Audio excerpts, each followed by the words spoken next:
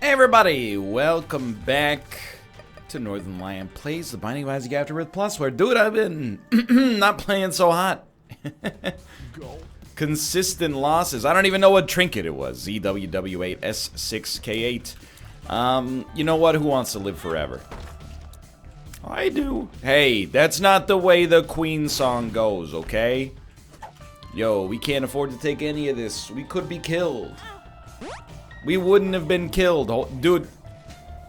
I'm waiting. I'm waiting it out. Tomo, my son, my polite boy, enjoy. You're gonna get some pets. Oh, who's a good boy? Who's a good boy?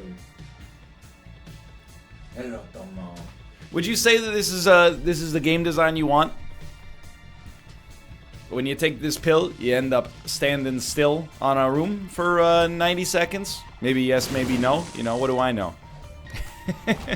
I'm not necessarily blaming the game. I'm just saying, you know, not every single one of these pills I necessarily feel is created equal. So, again, this is a good room.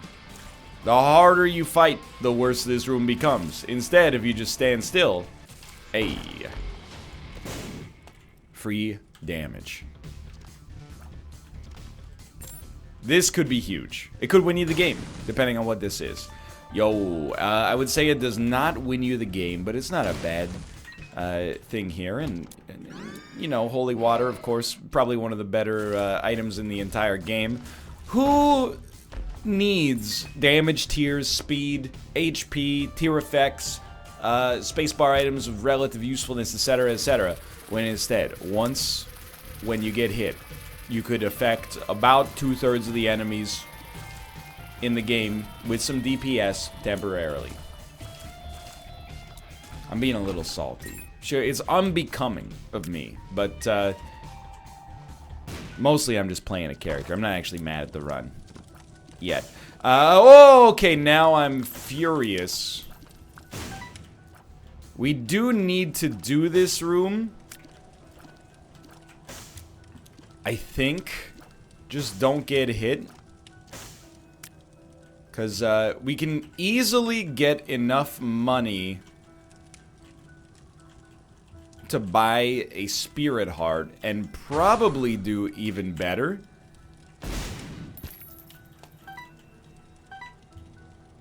Okay. You know, this is how serious I am right now about wanting to win this run. Obviously, we're going to peep the shop. There is a spirit heart for sale.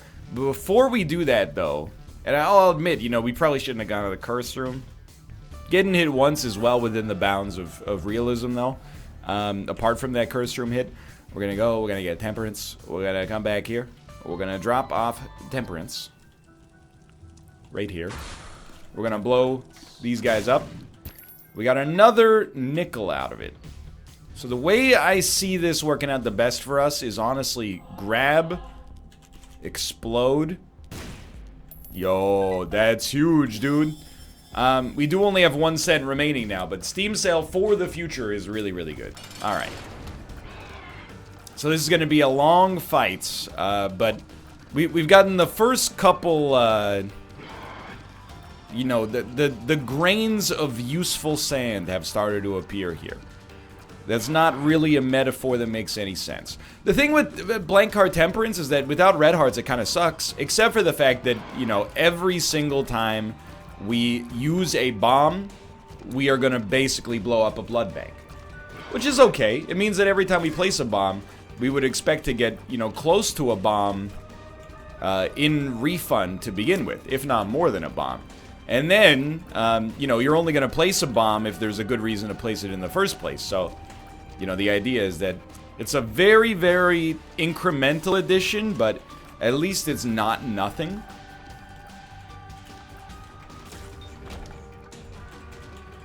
Tough. It actually is a tough one, but I think you got to go damage there. HP's a little bit easier to come by most of the time. Anyway, how we doing here? Doing well. Doing well. No complaints on offer. You know, it's been a good weekend, heading into what I hope is going to be a good week as well.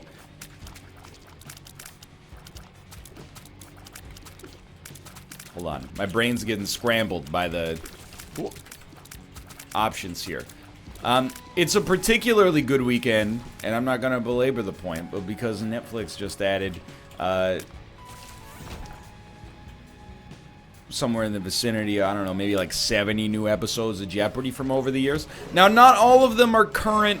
I mean, none of them are current episodes. I really question, you know, where are these episodes being watched that they feel they need to protect the current episodes? You know, are people really that worried about spoilers? I mean, I don't care who wins on a Jeopardy episode. Just don't spoil whatever Final Jeopardy is for me and we're good to go. But I have to say, you know, the war for my ambient attention is heating up. Netflix crushing it with the Jeopardy episodes, Forensic Files, etc., etc. But then, Amazon Prime, I only found out yesterday, or well, maybe like 2 or 3 days ago, but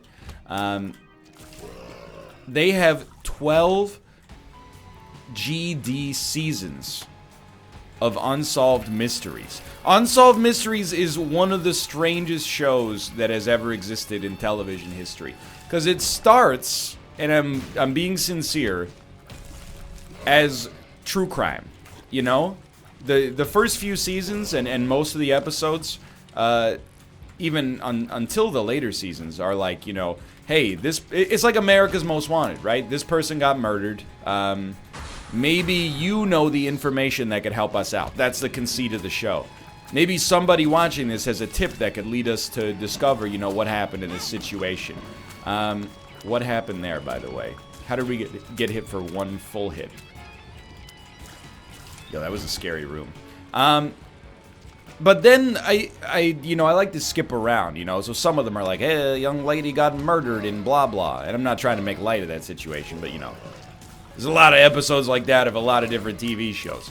Then, the one last night was like, this neighborhood was built on top of an old slave graveyard, and the developers of the suburb where it then existed didn't mention it to anybody, and people that lived there were starting to have weird stuff happen, like, you know, gas or ghostly presences and, you know, etc., etc.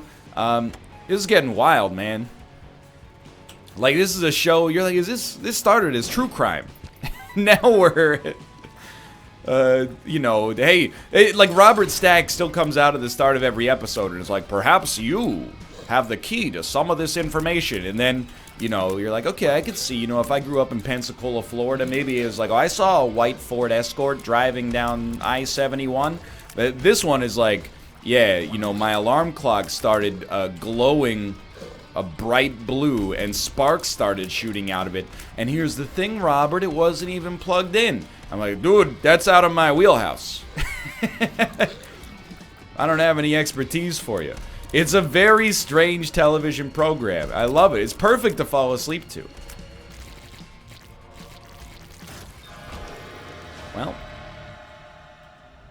Well, all right. This is, I mean, we're trending towards a little bit of disaster. Gonna know what I mean. Cause when you get to range upstand, it makes no sense to me. So I'm telling you, dude, I used to think, you know, oh, new season of Orange is the New Black is coming out. I gotta watch Netflix.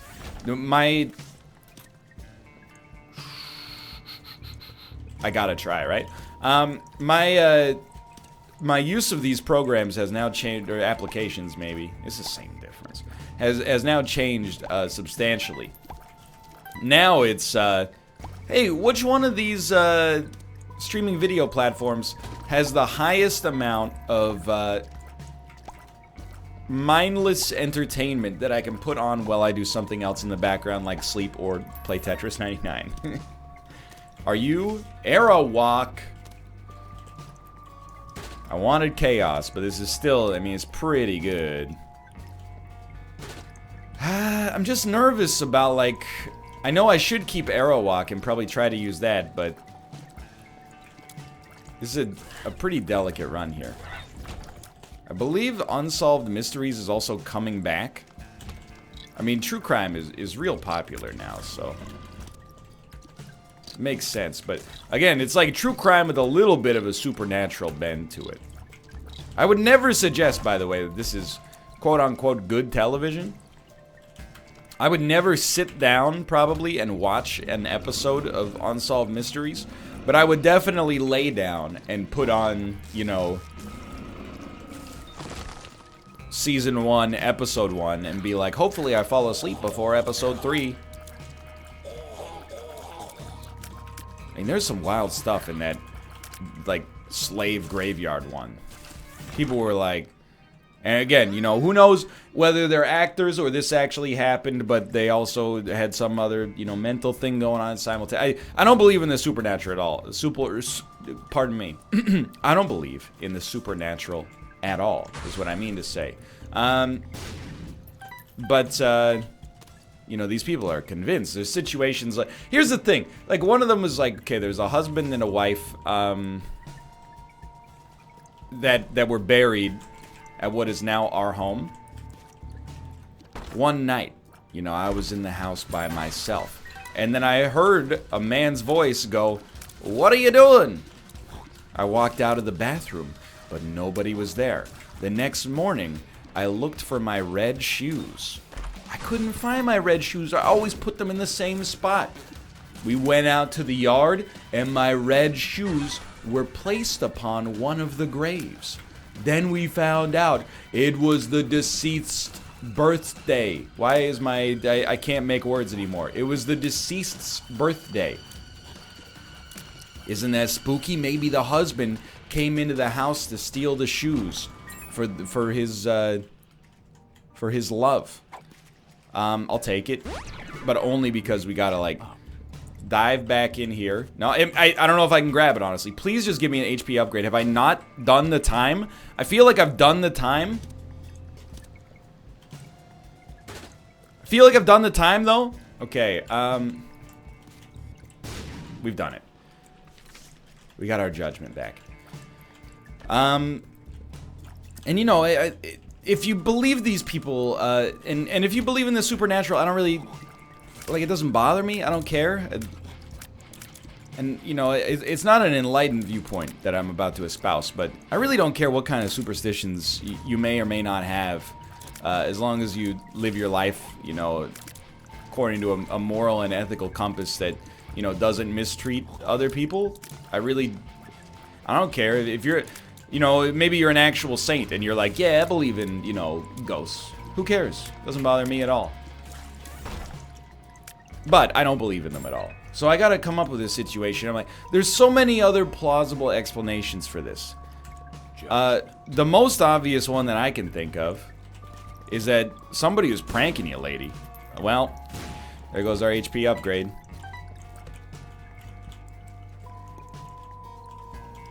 Like, I really don't... I don't even understand how it makes sense. The idea that the ghost... I mean, it makes for a spooky story, don't get me wrong. But you're gonna tell me the ghost had, like, shoe sense? Hey, it's my spirit wife's birthday. Are those red shoes I smell inside that house over there? And again, how is a ghost able to pick up some objects but pass through others? Anyway, I get that I'm kind of... I'm putting a level of... scientific rigor on this that is not really necessary, but you know, it's weird to watch because it almost makes you want to believe in ghosts, and I mean that sincerely, even as what I would describe as a pretty rational person, because they're like weeping, they're openly weeping and saying that these things happen, and there's multiple people corroborating the stories, but it just doesn't make sense at all. They were like, you know, they had to dig up the graves, and I know it seems like that's a big no-no, and I mean, I guess it is, but they had to do it essentially to legally prove that the developer had sold them property that was on an undisclosed burial ground, which even if you're not superstitious, you know, I would rather not live on a burial ground. Not so much because of the superstition aspect of it, like I'm worried I'm gonna get haunted, more so just because, like, you know, I don't want to be doing my gardening and dig up a finger bone or something like that.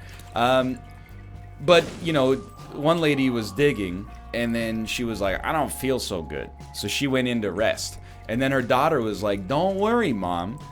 I'll do the digging for you. And then while she was digging, she had a fatal heart attack and died.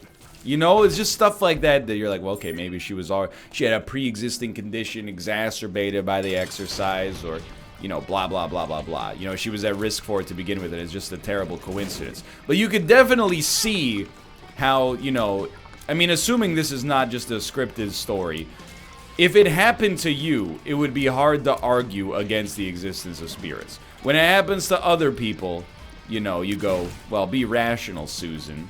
But when it happens to you, you would be like, yo, they were digging up a grave and they died. I also can't shake the feeling that you know, this specific story must have had something to do. My supposition is that it has something to do with the idea that you know, a grave is sacred in I don't know, every religion essentially. So I can't shake the feeling that a lot of the conception of hold on here. This is just a surprisingly difficult fight. Their perception of what was happening was probably also shaped by the notion that they had been primed for, which is that they had done a grave, you know, spiritual injustice. Please God, get me out. Which is, you know, fair if you believe that. Anyway, I'm just saying. I don't believe in anything cool. I don't believe in ghosts or, you know, psychics or flat earth. I think vaccines work. I'm pretty lame like that. Don't hit me on this room. That's all I ask. Okay, we freed ourselves.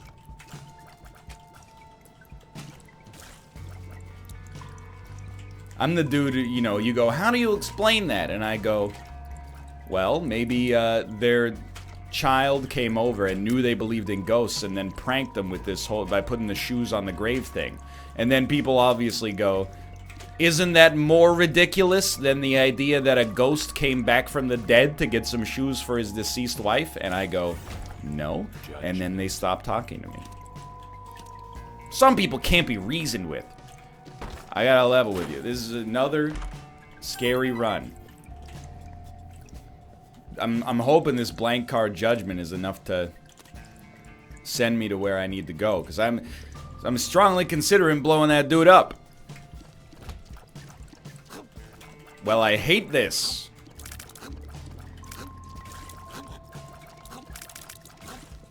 Absolutely despise that room.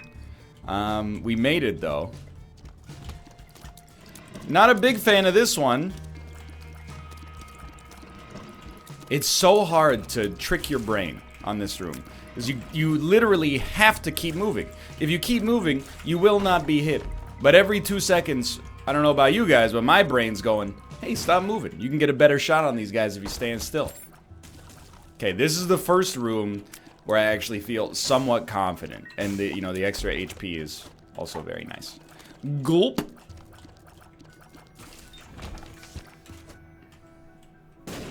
But again, I don't really mind, you know?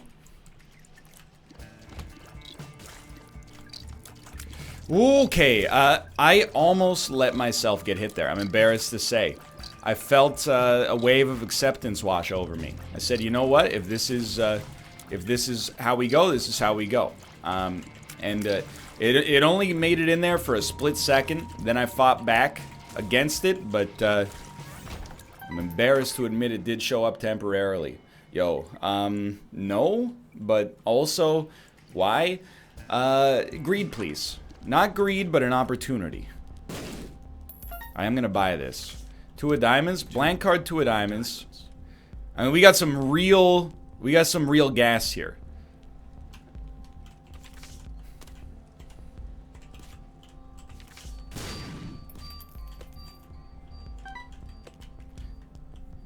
If we spend 3 cents, we go to 8 cents.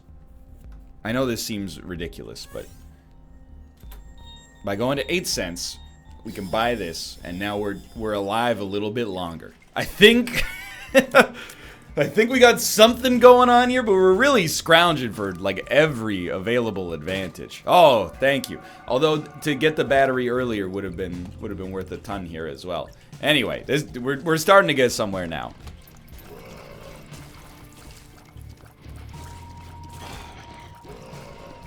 Can I be real with you? And I recognize that when I bring this up, a lot of people are going to, they're going to be the sort of people that it's going to seem like I'm rallying against because of the platform that I'm on, YouTube, specifically. Please don't take this, if you feel like this is calling you out or referring to you, that's not really my intention. And sometimes we bring up stuff like this. I know I'm just say it, Dad, but no. Sometimes we bring up this stuff on the NLSS, and I do get comments from people that are like, "Oh, I can't stand when people think humanity is going in like a worse direction and blah blah blah blah blah." That's not really where I'm coming at it from, to sort of give, you know, to unbury the lead. But what I will say is that I do think, specifically, one thing that's been troubling for me. As someone who has an education in science and would never describe themselves as a scientist, so to speak, but, you know, is the fact that I think YouTube is amazing, okay? Everybody can have a platform, and I wouldn't describe it necessarily as a meritocracy where the best voices rise to the top. What I would say is that if you have something compelling to say, you can find an audience, and sometimes that's amazing. And you get, you know, accessible versions of science that have been, you know, unavailable to the general public, but now are, you know, easy. You know? Scott Manley, Kurzagast, etc., etc. But also, it has led to the, well, I don't know, it's contributed to the rise of being an assumed source, is kind of what I mean by this. The idea that, sure, okay, this person, you know, they got expertise, they live their whole life in this field, they perform, you know, like repeatable experiments, verifiable experiments, to support their claims. I'm just a dude who thinks that guy's wrong, and, well, you know, you got 50,000 subscribers and I got 250,000, so, you know, who's actually right in this situation? You know? Watching the Flat Earth documentary for me was eye-opening and also troubling, because and it's an extremely entertaining documentary, and it does not glorify Flat Earth at all. If you watch Behind the Curve, which is what it's called, and you become a Flat Earther as a result of what's being said, you were gonna do it anyway. Literally at first exposure. It's essentially, it's kind of like a lost cause situation. But the documentary came out like simultaneous with an outbreak of measles in Vancouver, in British Columbia, and really the Pacific Northwest at large. And it's kind of, you know, the theme over the past couple of weeks with respect to this stuff for me has been like, man, when did we stop trusting smart people?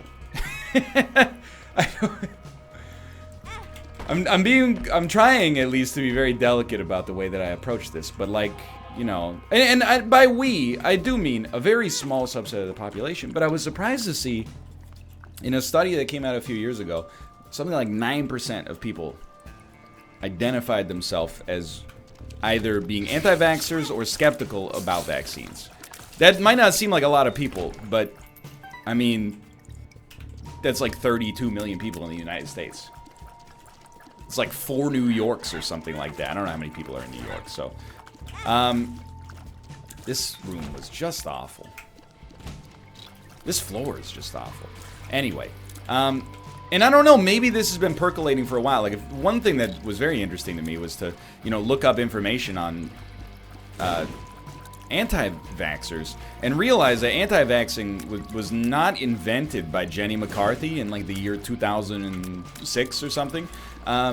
And instead, you know, there have been very prominent people over centuries who are like, you know, vaccines are poisonous and a means for the Illuminati or maybe the government to control you, and, you know, I don't really understand what the point of it is, but anyway, it doesn't matter to them, you know. It's been around for a long time. That doesn't mean it's right. I'm just saying it's not something invented recently. The other thing is when you talk about I talked about flat Earth a little bit on my Subnautica stream, and I saw people be like, NL's like glorifying flat Earth, and I was like, I'm not glorifying flat Earth. It's dumb. It's like the dumbest. I still, even in the documentary, I've never heard a cogent explanation for why the government would try to make you believe that the Earth is round when it's actually flat, except to just be like, got him. The only, and it's not cogent at all. Some people are like, well, it's a means of control, and I'm like, I don't, how? And they're like, well, if they can get you to believe that, imagine what else they can get you to believe. And I'm like, but like, you know, be specific. It's not like that. What? So I'm the idiot at the end of the day here, because I shouldn't have left. Why did I leave? I don't know. I literally, in my head, I guess I was just, I got distracted. That's my bad. Regardless, you know, I want it to be clear. You should, and if this offends you, I'm actually at the point where and I'm not this kind of guy, as you're probably aware from hearing me talk about Ricky Gervais. But if it offends you, good. I understand why it would offend you, and because it offends you, I think you need to hear it all the more in this specific situation. But anyway, I just, you know, most people in their life, I think, live by a very, I mean, a set of axioms, but one of the axioms is very simple. You know, I listen to experts, you know? I don't know anything about my car. When my car, you know, the check engine light comes on, I don't go, oh, you know what that is? That's the defibrillator's broken. I take my car to an expert, if I'm not an expert myself, and then whatever the expert says, I'm inclined to believe them for many reasons. One is they have training, and you know, the expertise and experience and blah blah blah. The other one is it doesn't make sense for them to lie most of the time. I think, at least. I mean, I understand, like a car mechanic, they might mislead you to get you to spend more on repairs. And, you know, Robert brought up a point that I disagree with, but I do understand where he said, like, I don't go to the dentist, because how could I trust a dentist to tell me what procedures I need for my teeth when they're also, you know, they're double dipping. They're like, hell, you need to get new dentures. By the way, it's $15,000. You can get them right here. You know, I understand, like, implicitly, I guess, the idea of the conflict of interest there. But simultaneously, what else are you gonna do? You know, you're gonna trust yourself on this subject. You don't know anything about tartar, or plaque, gingivitis, gum erosion, you know, various mouth diseases. Anyway, where was I going with this? I trust experts. As long as they're provable experts, if that makes sense. You know, if somebody's like, yeah, I'm a doctor of kombucha, I'm like, you know what? No, you're not. That's not a real thing. But if someone's like, I'm a doctor, and, you know, you got a tumor in your neck, I'm like, okay, I have chosen to believe you over YouTube channel No Tumors. But, and I don't know if it's just an increasingly, they've gotten increasing publicity, or if they've gotten, or if it's actually risen in terms of incidents. But, you know, the rise of people who just refuse to believe, you know, in things like climate change, or, you know, vaccines actually working, the Earth being round, you know, stuff like this that, you know, literally 98% of scientists are like, we gotcha. Not even 98, I mean, climate change might be at 98%. I'm pretty sure vaccines are at like 107%. Not to say that one of those ideas is any more, you know, correct than the other as a result of that. But hold on here. Let's focus for a second. I don't know. I guess like if I can be as non-controversial as possible. I really don't like the mindset of trust nobody. I think it's an overly cynical mindset. I think being aware of when you're being sold is important. Like, let me put it this way. Kate and I, we were at a nice store yesterday, and she was looking at some clothing items, and there was a sales associate helping us. And then, you know, the sales associate, she went to seal the deal. She was like, so is there anything I can get for you? Do you want me to pack something up? And I said, let's do it. It's my treat. And then the sales associate said, you're so nice. She went like, oh my God, you're so nice. And I went, you didn't have to say that. And then she said, no, really. You know, I wish my boyfriend was more like this. And I was like, I'm being sold. That's a situation where I was like, 100%. That's like in the playbook of this store to be like, you know, make the boyfriend or husband feel at ease in a store that's unfamiliar to them. You know, that's a time you gotta. I mean, it's not like she was being rude or anything like that, but it's like, you know, you're not. I mean, you might be saying that as a compliment, but simultaneously, I think it's right to be inherently, you know, like. I think there's a little bit of, I don't want to call it manipulation, but a little sales technique going on there. And again, you know, that's the business. Sure, I'll take this. I can't believe we just finished the Depths 1 at 29 minutes. That's crazy to me. You know, I was like, lady, I've read How to Win Friends and Influence People, okay? Cancel the sale! No, I don't know why I became Australian there. No. But, you know, that's a situation where you're being sold. But when, you know, a scientist is like, hey, if we don't cut carbon emissions, you know, 300 million people are going to die of air pollution in the next 75 years. What are they selling? They're not selling you a mask. They're not going like, hey, do you ever suffer from brain fog? You know, what you should do is take our brain vitamins. The FDA won't certify them because they're too powerful. There's just no... They don't gain anything out of it.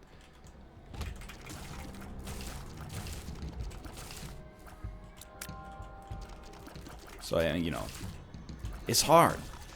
But I encourage you, you know, become an expert on something, you know? Wouldn't you, let's say you're like an HVAC technician, all right? Hey, let's even go simpler. Let's say you're a car technician. This is the best metaphor I think I could use for this. Somebody, comes into your shop and they go, hey, you know, my check engine light's on. Could you investigate it for me? You investigate it for them. You find out what the problem is.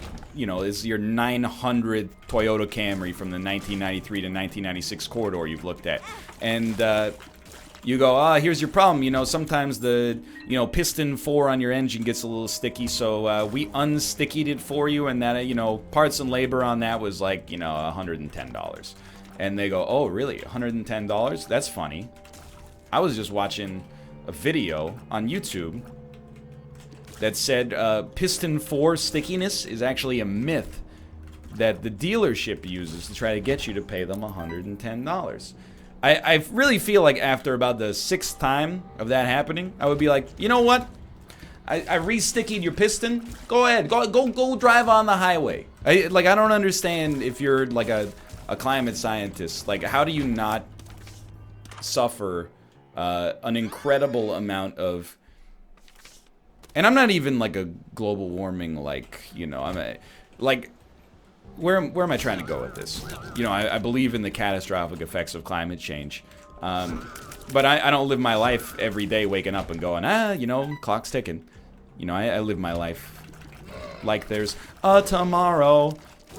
But I'm like, imagine being a climate scientist and you do this study where you project a future model for what the world is going to look like if the global temperature rise hits, you know, like 3 or 4 degrees Celsius. And you're in your lab and you finish the projection and you go like, oh my God, this is like tens or hundreds of millions of people are going to die.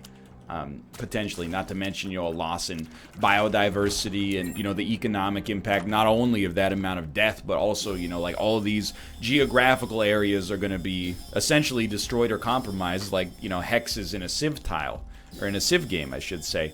And then, so you have that sort of like, oh my God, that's terrible. And then when you come out with the results, people go, yeah, well, you know, but like, you know, agree to disagree, right? Like, all opinions are created equal and whatnot. Like, how do you not just go, Elon, send me to Mars? I mean, I have a lot of strength, or a lot of admiration, I should say, for what I perceive to be the strength and integrity of those scientists. You ever watch any disaster movie? I mean, this is not really like a fair thing to say. It doesn't necessarily prove anything. I'm just bringing it up for like a metaphorical, essentially a metaphorical context. But like, in every disaster movie, there's always like some scene where the scientist comes up and, you know, the president is like, what does this mean? And then he takes a piece of paper and like an orange and he lights it on fire with a barbecue lighter and he goes like, that's Earth. And then they go, well, I never. Get out of my office. And then the Earth lights ablaze. That's like essentially what I see is happening right now. But what do I know, I guess. Anyway, I don't bring this up to make people, you know, despondent at all. I'm just, the overarching point that I wanted to make is, you know, oh, dude, compost is really good here. It's tough, dude, like anything in life. I think once you start living your life, and I think I'm good to go here. Once you start living your life by an incontrovertible set of rules, you're gonna run into trouble, okay?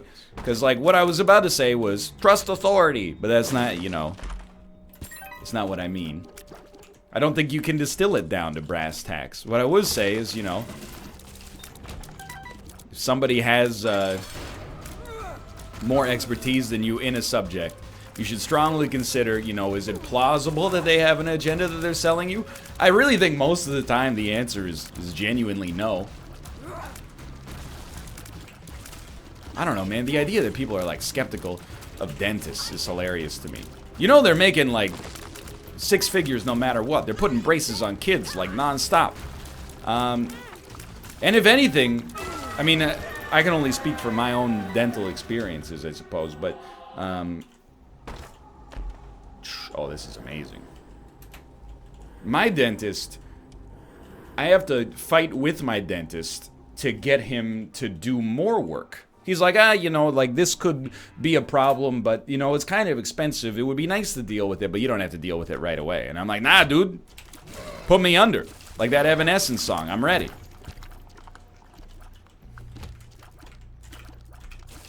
Anyway, I didn't mean for that subject to take so long, but, you know, I really, there are very, very few even slightly controversial subjects that I'll get into, and I refuse to see this as controversial, because just because people disagree, I don't think makes it controversial, I guess.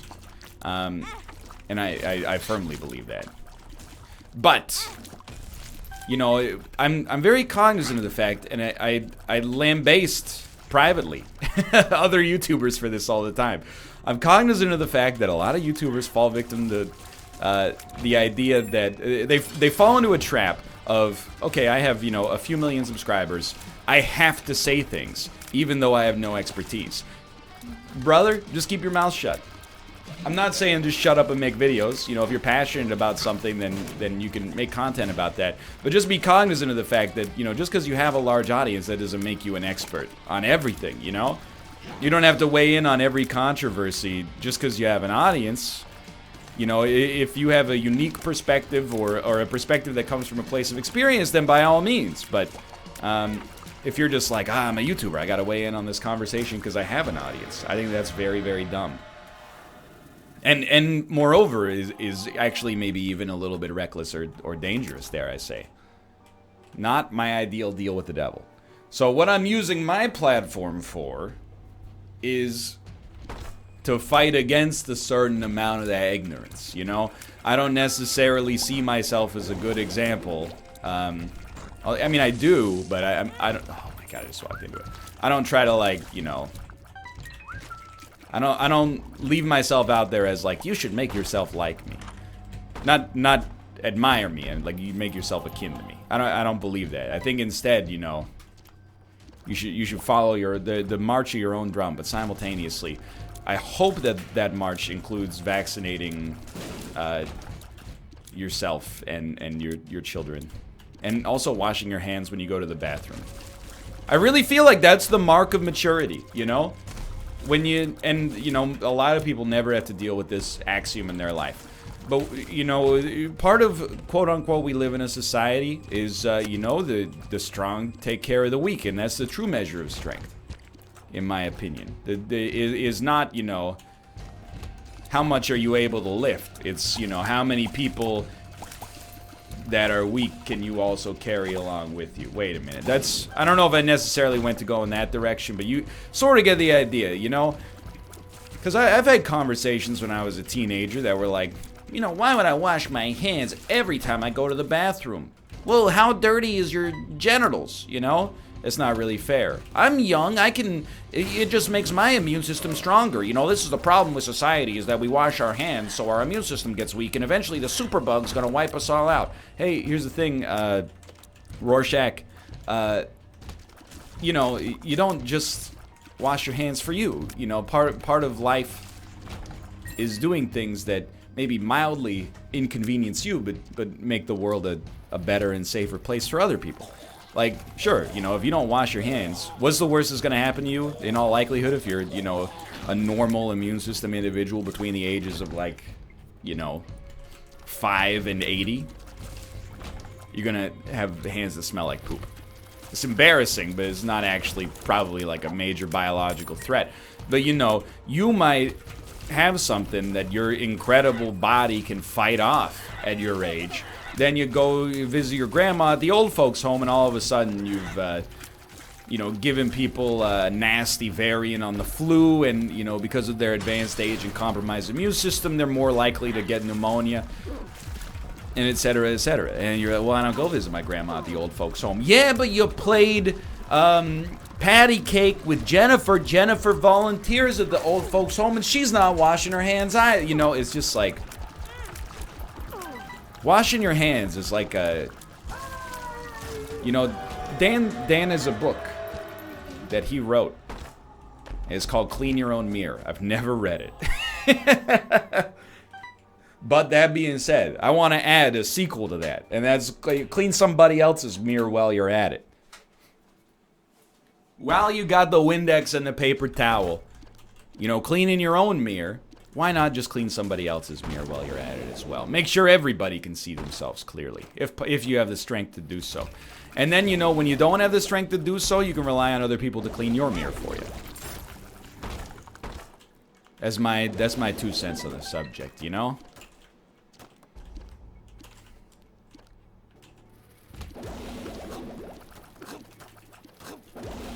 Anyway, what's the long and short of this 35-minute conversation? Essentially, you know, there are just a couple of things I will not compromise on. I would refuse 100% to recognize climate change or vaccination or, you know, flat Earth as controversial subjects, because I think that requires paying them a level of respect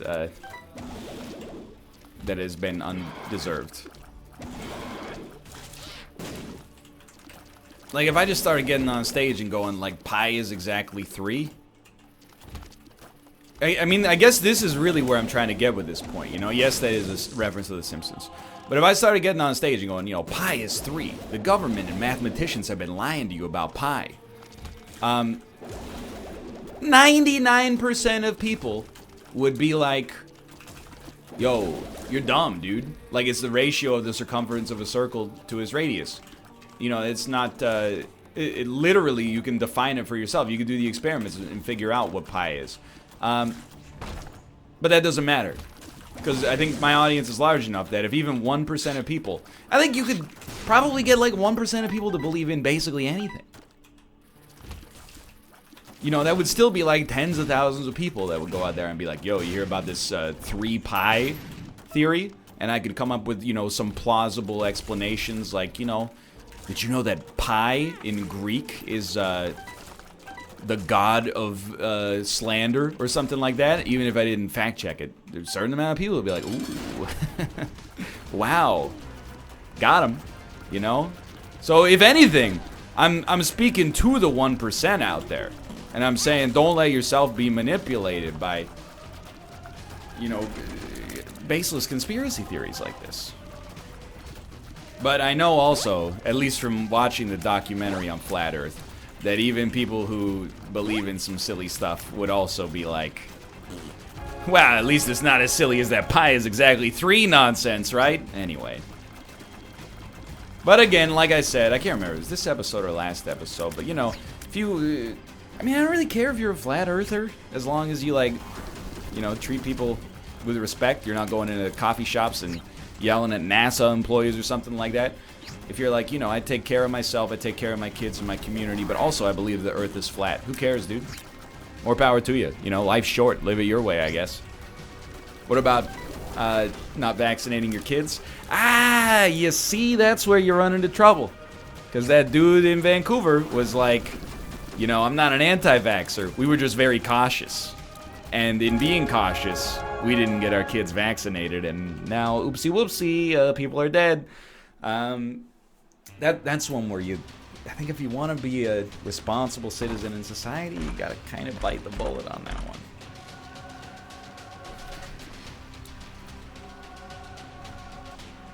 My 2 cents, at least. Thank God for Epic Fetus. However, I am afraid.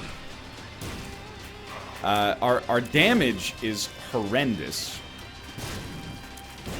I do think, I mean, we're 1 hit away from death.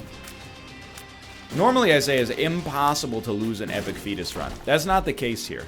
It's unlikely, probably, to lose an Epic Fetus run. But this is one of those unique situations where, I mean, we only need to be hit once. I actually think my brain,